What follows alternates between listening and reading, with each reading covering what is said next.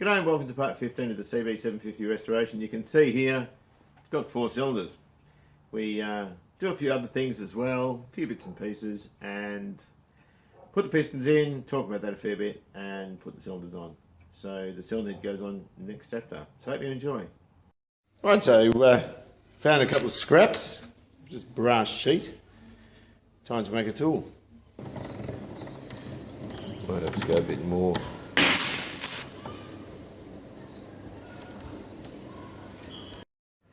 Well, I made up one of these. I'm just going to cut another one out. See how we go. So much easier with the bandsaw. I'm just going to sand the edges, make it look nice, and I'll make some half the thickness as well. That's 20mm thick. I might make some in 10. It's not super accurate, but it'll do the job. And making tools is all about using scraps.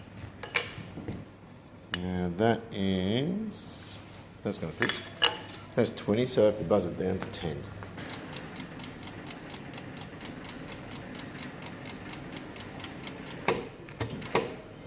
About 18 just past.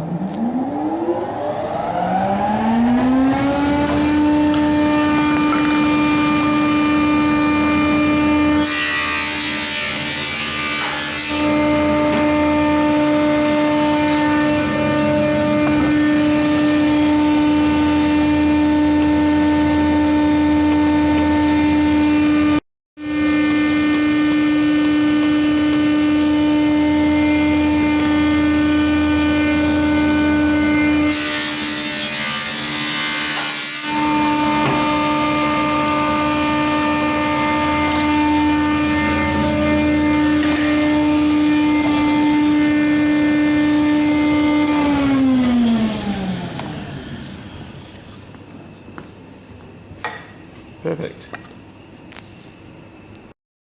Awesome. We'll cut those out and we should be good. Right, so I've got a couple of parts. We've got the clutch springs. These are the standard duty ones.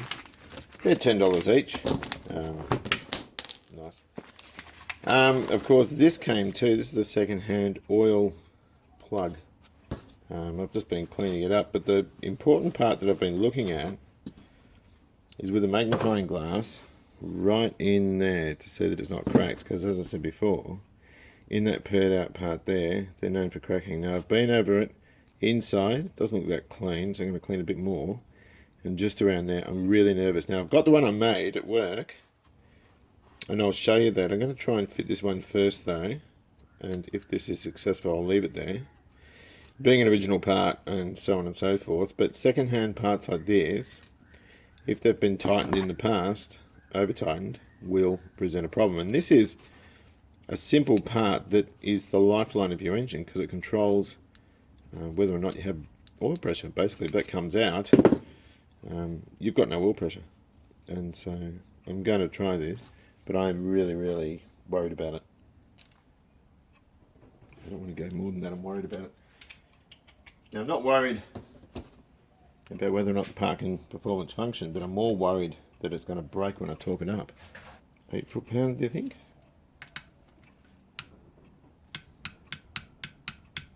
I'm leaving it there. That's 8 foot-pound,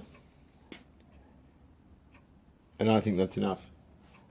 I'm just not game to go any further, and I would prefer to use the one I've made, but I'm still waiting on a bit of help with the thread, and the guy's very busy. So he is the one that made the carburetor, stainless steel carburetor, EGR plate for the XC, for the thermoquad carburetor, and he did such an incredible job. He's done me far more favours than I've done him. So I'll keep it, and if I need it later, if I get a drop in oil pressure, then I'll use it. But what I thought I might do is get high intensity LEDs for the warning lights on this bike, so as it's being ridden, we don't have to be overzealous looking at the lights. They'll actually attract our attention. At least that's the hope anyway. Now this is still tacky as heck, so I'm not going to bother putting any more Permatex on. There's our long one. We'll just go around and put these in. I think that loom tie there, that holds something. I might be on that side. I better refer to the manual or the photographs I took before I disassembled this bike. Right, we're going to go around and torque these up.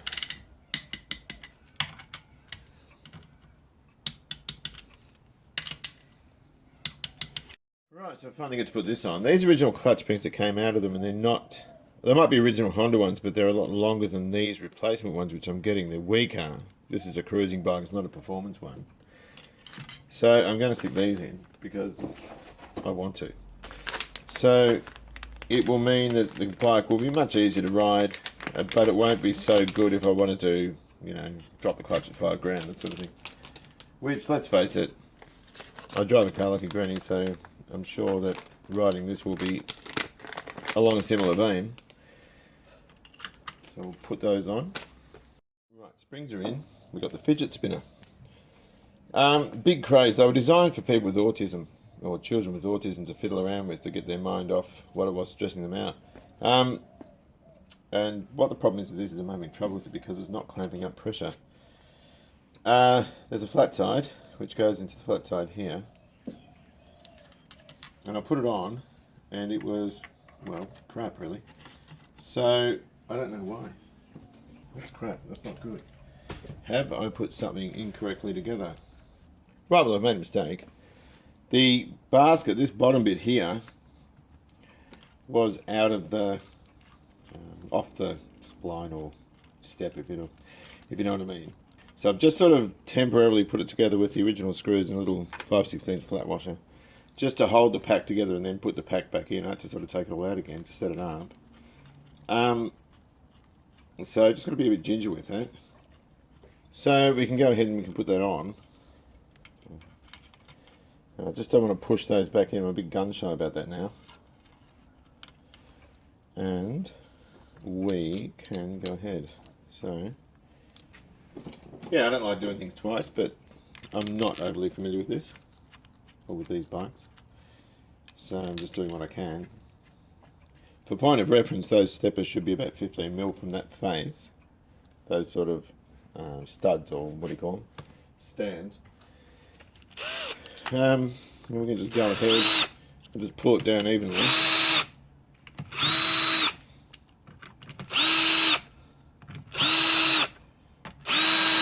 You don't want to do it in one hit in case you break these. Apparently they break.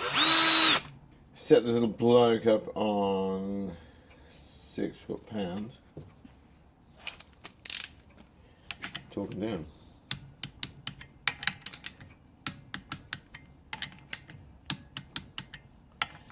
And that is far more satisfactory. I might just button that up to a little bit more, 7.5. Gasket surfaces need to be clean. I don't want to, sometimes there's just a fragment left there, you need to get it off, but you can do a bit of damage by gouging away with a blade. So I'm just going to hit it with a bit of Scotch Brite, because we don't want the thing leaking. And it's safer using this stuff over and above wet and dry for this sort of thing, because you don't want any of that grit sort of getting in to the engine. This stuff seems to be a little bit better for that type of thing. This is a tip from a guy who left me a comment. I don't want to be too overzealous with this because it looks terrible, Permatex, but I first encountered this stuff as former gasket in 1978, I think. I was a little kid, putting my brother's Austin Freeway back together, and it had a tube left in it, and this stuff is a derivative from it. It's been around forever and a day, and it is, I think, hands down the best oil sealer. Now, using a Q-tip or a cotton bud, just putting it on very sparingly. It doesn't have to be, it's one of those less is more things. Some people just drown what they're doing in this stuff. So I'm just going to pop some on this gasket. Okay, so we've got 2 locating dowels. There is one, and there's the other. I was going to get some grease. You can put a bit of tape over the spline to save the seal, but if you're very careful, it'll clear. And now we need to knock this home. Yeah, that's all good. It's snugking down. And we're not going to tighten it with this screwdriver. I'm just using it for the sake of convenience, really. Oops. That's my glove, that fart noise. These are just JIS, terrible word, bits for an impact driver. They fit snugly into an 8mm socket, and we can use it to torque the mothers up. I'll just go around, and we could have put Allen head ones in, but I just didn't want to. I wanted this original kit because I just think it looks more, well, original. Dial up the free play. Touching on to back it off half a turn. To start with, clearly I should have got those plated. I forgot. We can hit it with a bit of Scotch-Brite though, and a bit better. Still pretty crap. I might get them plated. These other two aren't so bad. Probably a bit unconventional. I'm putting the oil lines on now because that stand I made is going to make it very difficult.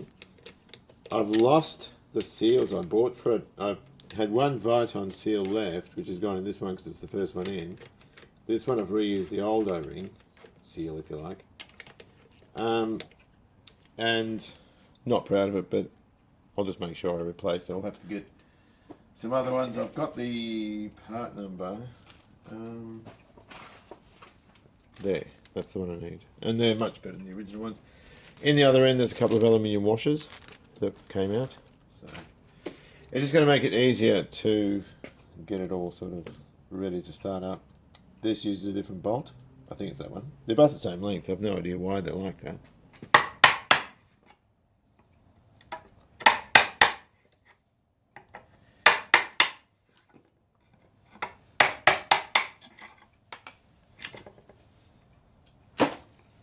Have to clear that a bit. Well, I'm just sort of had to chew out a few bits, allowing for bolts and wiring loom bits and pieces, that sort of thing. Little stays, that kind of thing. Just got to move this around.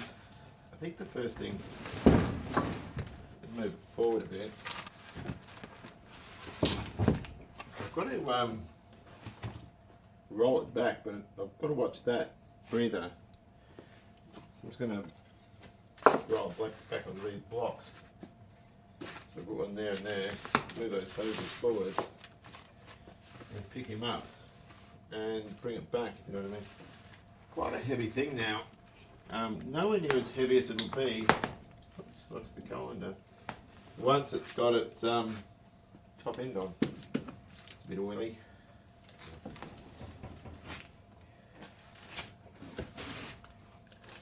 Not too bad. Oh, hang on a second, now these things are in the way, aren't they? Oh, I think I'll just pull them out later, eh? How the hell am I going to get that cradle in there? Right, so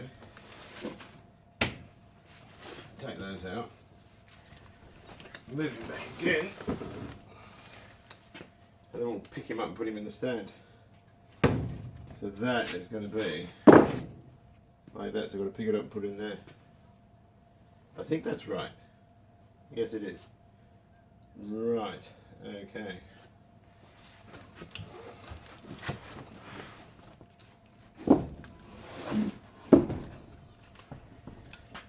Not quite. There we go. How was a pig in poo? I think. No, that's wrong. Hang on a minute.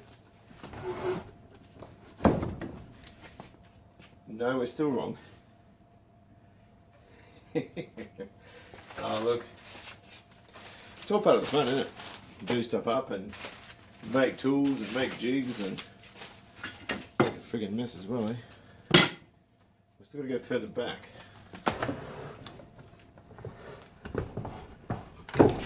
I think that's it now. Oh yes, that's the way. That can come off.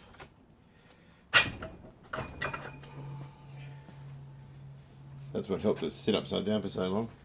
A year. No, 9 months. I think it was upside down for 9 months.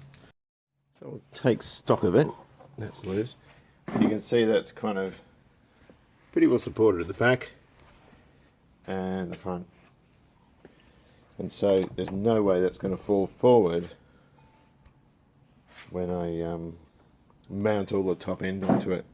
It's going to gain a lot of weight though, and between the head, all the camshaft and all that sort of stuff, and the starter motor, that sort of thing, it is going to gain weight. But it's not that heavy the way it is. I can manage it by myself, and I'm not putting myself under a lot of duress doing it.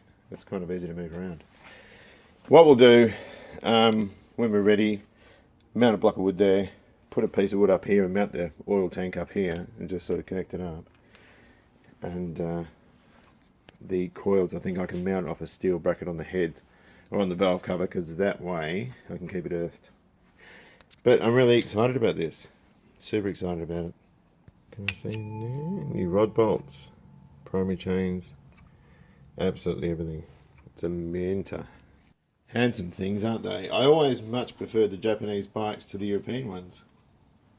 So many people disagree with that, but my father said that when I got my 354 when I was 15. He goes, "Gee, that's a nice looking bike." And he wasn't even into bikes, but he knew a good one when he saw it. I'll just chuck that over there. And the next thing for us, guys, sticking pistons in. Right, so the tools I was making at work were these little piston ring compressors. I've made them out of brass. It's a bit thicker than I've got an old piston ring compressor here, but it's too thin. I didn't want it sneaking up the side of the bore with the piston. The problem is I've only got 2 Jubilee clips the right size. So the thinking there is to sort of put that around the piston once the rings are installed and so forth, and tighten it up, knock the cylinder bores down, and we're off. Also, these head stops, these piston stops, which I can slide under the pistons and keep them straight as I knock the bores down. So that's what all that was about. Now there's a bit of conjecture because ring end gap is one of them. I'm in the middle of shooting or putting pistons in. Well, setting pistons up, I should say. And there's a few things we need to know. Here are the piston kits. Can we see? I can't see because the bracket's in the way. Before we do anything, we wash the bores out. I've washed this out in the laundry trough. It's still got a bit of warmth in it.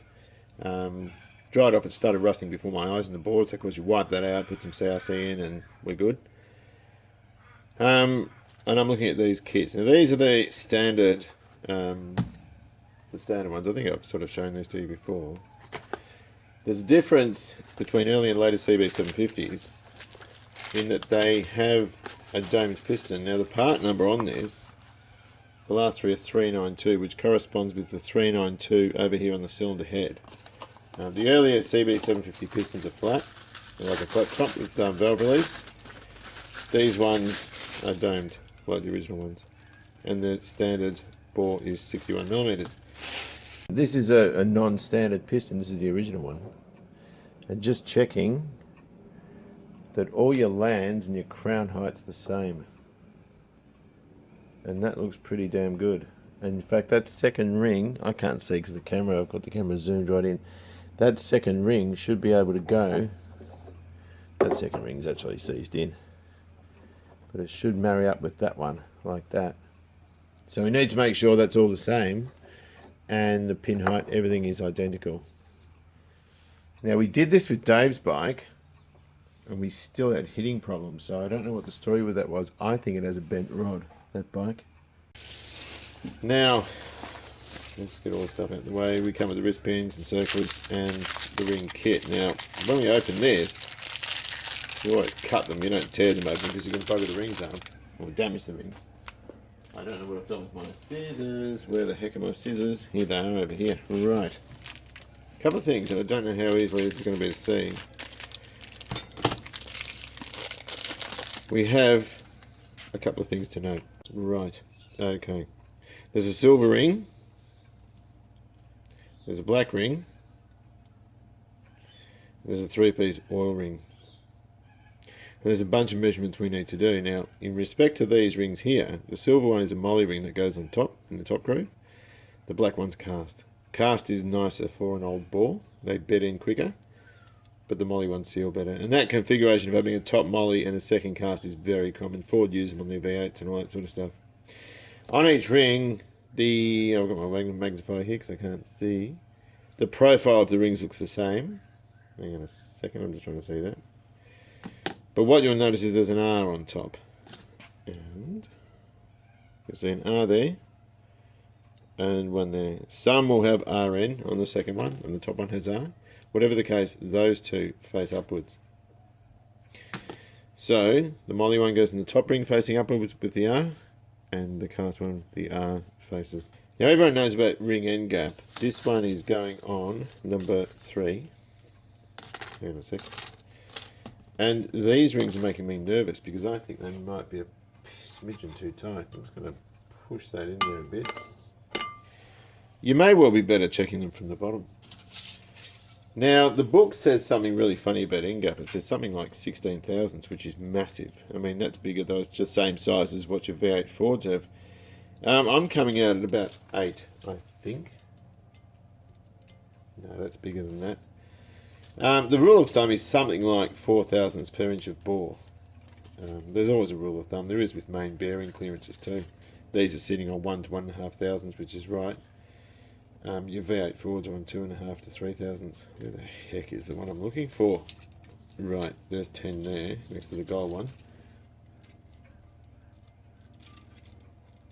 That's actually quite a loose 10, so that's absolutely fine. I'm not worried about that. I check all of them. The one that worries me though is one of the compression ones was a little bit tight on the other one, and I had to adjust it. So here we go again. Can we see what the heck I'm doing? I don't think you can see. Hold on a moment. That's a bit better. Sorry about that, guys. 10's nice and floppy. That's cool. Here's our cast ring. And when you muck around with rings, you're better doing it without gloves because you can feel 120% better. Oh no, that's alright. That's 10. That's really good. The ring expander goes in first. Okay. Now, that has to butt together. It can't sit proud like that. The ends have to actually butt like that. And they'll get locked in place with these guys here. The bottom ring. And we should use a ring expander tool, but we don't have one. Because you can warp your rings doing it this way. I've got one for where the heck's that gap? Well, I've got one for the Ford, or for the car engines, but not a bike engine. And you have to get these right, because these engines spin at something like 9 grand. I don't want that gap above the pin, so I'm going to do it there. Now, Honda state that there's something like 120 degrees of gap between the rings. Okie dokie.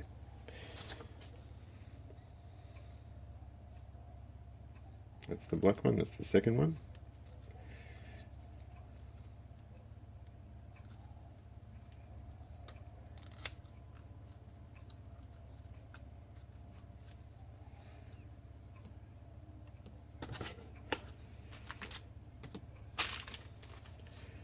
Hang on a sec.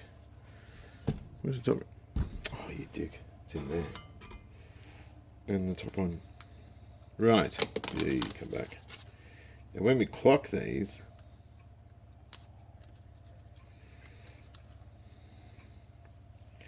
a few things we need to look at.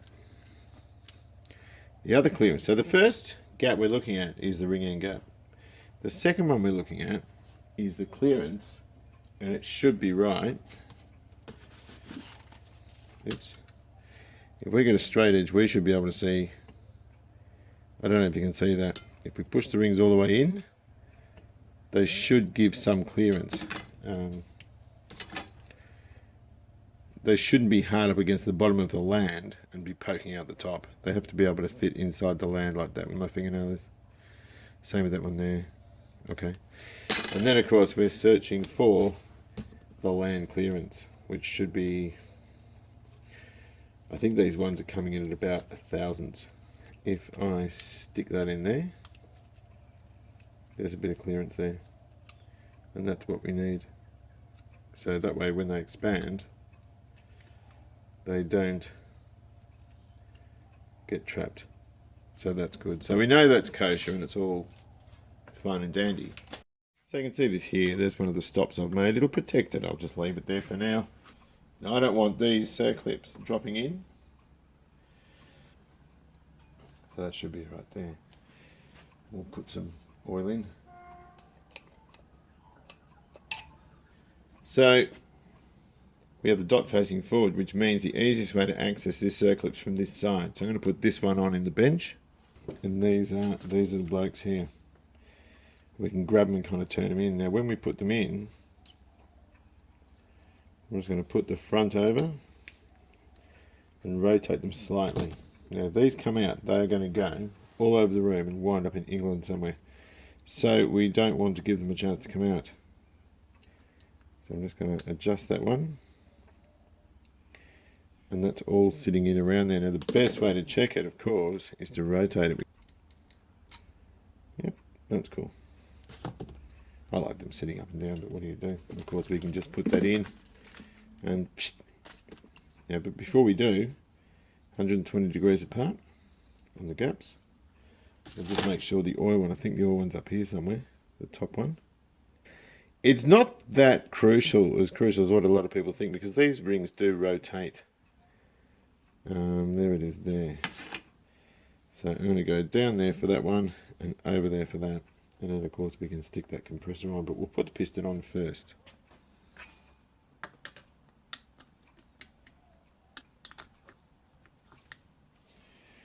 And there it is. 2 pistons. What have we got? 325 cc so far. Right, now this thing is a son of a gun to get in. And I find them a pain because, among other things, my eyesight's not what it used to be. Okie dokie, I think that's in now. And again, I'll just rotate it to make sure I've got it done properly. You can see on this ring, I've actually opened the gap up a bit. Just with the file leaning against the bench, and I've just sort of run it on there. I wasn't happy with the gap. Hang on, I've got to lean over the camera a sec.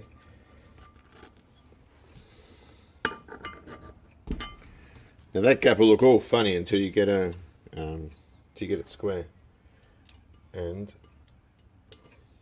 I'm happy with that. That's good. I've taken about maybe 3/1000 out of it. Not much.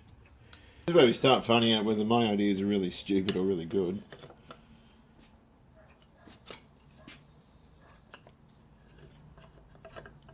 O-rings in there first. You might pay to do that first. There's a couple of O-rings that go on these back 2 studs. I think I'll just put them on first. Just got that tape there just to protect the rings a bit. And the other thing is, you're not sort of spinning them as you're taking it off, you're just sort of picking it off so they won't rotate. But it will keep them quite straight. But what I'll do is when I'm ready, I'll just clean out between the, just in those little grooves there, and I'll just pop those O-rings in.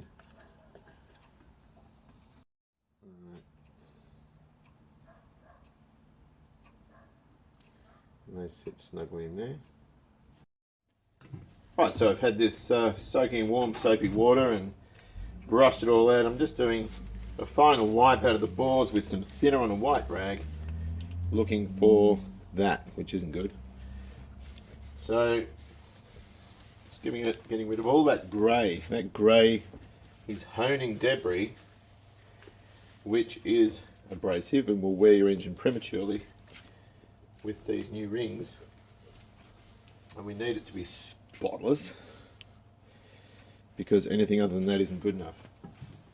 Right, so we hosed this down with CRC to stop it rusting before, and that all comes off with thinner. It looks beautiful when you wipe it. And so these blokes on here, and I'll just unroll.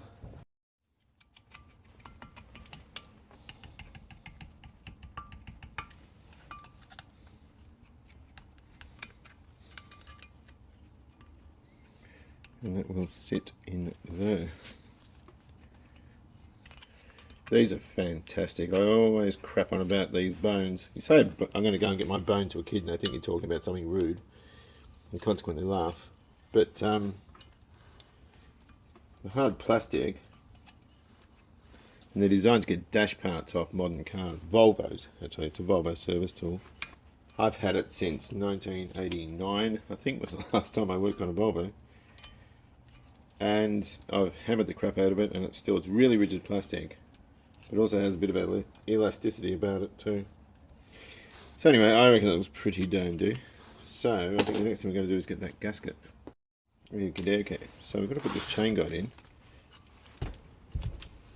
And this little guy has a pin. And it goes in there. And the pin... Oh, that's out. Hang on. I better revisit that. It sits in its own little rebate. And the gasket only goes one way. It goes, if you look at that little shape there, like that. Right, so I'm going to do the same thing we did yesterday with the Permatex and wipe it round with a cotton bud after we've had more tea.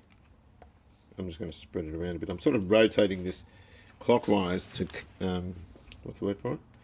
To keep the sealer on, to keep the cotton on, sorry, so it doesn't ooze out everywhere and leave bits of cotton on the thing. You don't need too much. People go spastic with this stuff. You don't need to. But I want it. I'm doing it now. I'm not actually ready to put the barrels on yet, but I'm sort of doing it now because I don't want the I want it to kind of dry a little bit, and therefore hold this base gasket up. That's the thinking. I'm ambidextrous. I can drink tea and do this at the same time. But I must say I can't do it that well. More thinner or wax and grease. It's probably safer to use wax and grease here because of the paint around the thing, which we don't want to mess up if we can avoid it. But we don't want this leaking down here. That would be a massive pain in the neck. What compounds the issue with these is the fact that you can't get anything off the engine without lifting it out of the bike. Right, so this has to go through there. The wheel put on.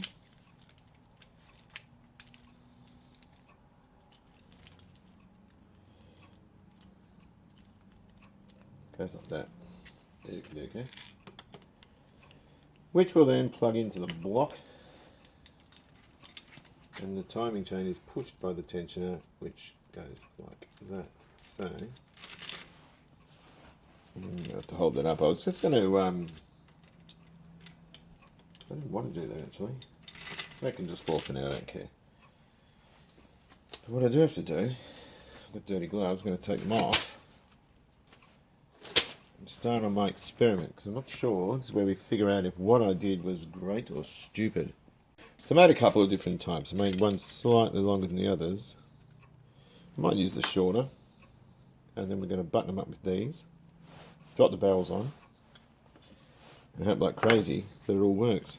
So, put our little piston stops in, watching that we don't dislodge or muck up our O-rings. Take the tape off. Don't want those rings rotating, so we'll just take them off. The piston's dry, so we do have to lubricate it a bit. Now when I did these, I put them through a roll, but also chamfered that edge. Or deburred, it's probably a better way of putting it, so it should be okay. Just stick a bit of oil on the crown, and that way I can just distribute it round.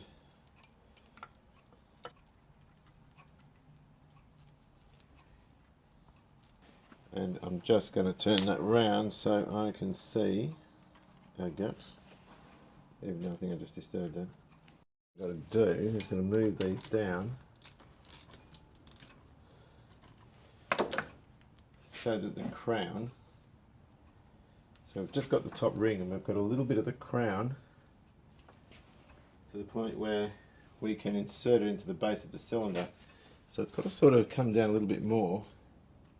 Light string has been kicking around in my toolbox for years, and I never ever knew what it was for. So it's got that light, very light cotton string holding the gasket from falling. I'm watching that pin too, because as you sort of knock this stuff in, things can shift around, you know.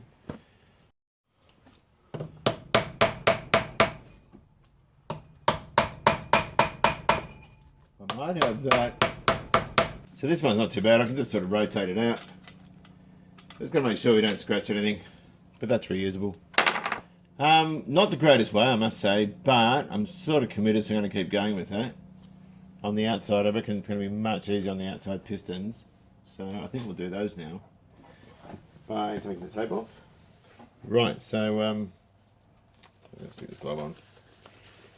So these two outer pistons are going to be a bit easier, although when we go to take it all off, we've got to be really careful and unwind that bit of brass. It's very soft, and we can sort of get it over here and just sort of unwind it out. We don't want it dropping in there because it's going to be hell once this is lower. So I'm going to go ahead and put these two in, and then I'll come back and show you what I'm going to do next. It's a good time to grab the timing chain. Just pull it up with the magnet. And just let it rest on a screwdriver. That way it can't come up to no good. So now I've got them all in. The O-rings are still in place over there. The chain's up here. That dowel never came out of the engine. I'm hoping that goes in nicely. I'm going to clean this up. I'll wrap. Where's my bone? I always lose my bone. I'll put some thinner on there, and I can go around and I can clean all that up in here. There's a lot of distance there. I won't do all of it because it's, I mean, it gets to the point where you think, oh God, this is getting freaking boring, but this isn't thinner, this is Prepsol. So that way I can sort of wipe around without sort of worrying that I'm going to take this paint off up here. Even though the paint job on this bike isn't my best effort, because I just didn't do it too well, I would do things very differently. If I did this build again, I would hydroblast the cases, which I didn't do before. I regret that. It's one thing I do regret, because I thought a little bit of glass shot in there could have been a problem, but it wouldn't have been because I could have cleaned it out. So I'm going to go around and clean all this up. I don't want to get solvent on those O-rings, and then once I've done that, we get our Q-tip, or what do you call it? Cotton bud, and we're just going to put a thin thing of Permatex around there. I'm going to brush it on because it just looks crap. You know what I mean? So, having done that, I'm just going to get up in here a bit. And it's really quite easy, this. So far as the piston ring compressors, you know what? I wouldn't do that way again. It was a fiddly pain in the neck. I would probably buy a pair of the correct tools and just clamp them and knock them down one at a time, because I had trouble getting these out. I had to wind it around there, as I said before. But it was tedious, I'll tell you now. So I probably wouldn't do that way again, but you know what? This is what YouTube's for, sussing out people's ideas and working out whether it's worth doing or not. I've seen people having great ideas, I've seen shockers, and you can make your own mind up about this one. But at the end of the day, we got them in with little fuss. Pistons went in beautifully. So I think now, where's my little Q-tip? And I'm just going to go around, whoops, and just put a bit of sealer. That's an oil gallery there, that goes right up into the cylinder head. So I need to make damn sure I get the seal around there. You can't even see, my fat fingers are in the way, aren't they? Yeah, so that's what I'm going to do now. And then once I've done that, yeah, here's me, I've just got to wipe. Oh, shivers. No, we're good. I've just got to, I don't want it there, I'm fussy about that sort of thing. Anyway, I'll be back in a moment. Might be time to cut these off now. Oh, come on. Where are my skizzles? I'm just going to make sure we don't leave any fibres in there. That gasket's dropped down, which we knew it would.